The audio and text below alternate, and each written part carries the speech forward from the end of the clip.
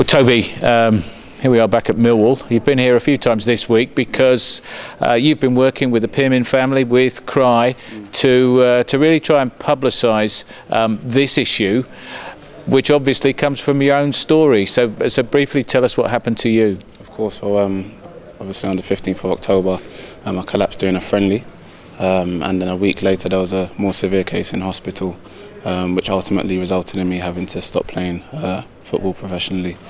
And ever since then I've just, sort of got in contact with the right people to spearhead a campaign, raising awareness in the community and raising awareness in the game. And of course I've come in contact with the Pearmine family as well as the CRY Foundation, so just thankful to the club for really helping to push it on as well. Our son died unexpectedly of dilated cardiomyopathy, and it was a shock, and we were put in touch by CRY, by friends, and so we've worked with CRY, and we wanted to obviously bring CRY's name to the forefront, and try and get children or adults between 15 and 35 checked out, to make sure no other family has to go through that, and raise an awareness that it's such an easy, painless test that can be done, just to check your heart out, especially if you're very active in sport.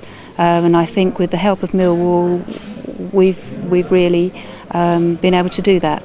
Thankfully, problems which cause people to black out on the pitch or in training are thankfully quite rare. I mean, these conditions are not the most commonest of conditions, but it's important that people are aware of them. It's a good thing that they're publicised because it raises awareness. Doing sports is good for you, and we don't want to send out wrong messages that young people should be afraid of exerting themselves on a football pitch, because doing sport is by and large beneficial.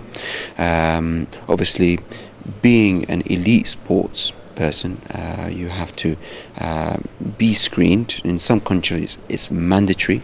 In this country it's not mandatory, but it's obviously advised, because doing sports at that level, one has to be sure that they're not in any way pushing themselves dangerously. Young professionals, and included yourself, you do have a screening at a certain stage, and obviously professional football clubs have got resources to do it, but clearly there are thousands of young people playing football and other sports up and down the country every week. Are you suggesting that perhaps every young person should really be screened if they're doing excessive exercise? Of course. I mean, there was a case not so long ago of two youngsters in Scotland, one 14-year-old and another was 14 also, passed away, and one played for Hearts. I'm not quite sure who the other one played for. I mean, we're getting screened when we're 16, going into full-time football. They were 14, they didn't have the chance to get screened. So it is a really loud cry for a change in the game, because obviously not enough's being done.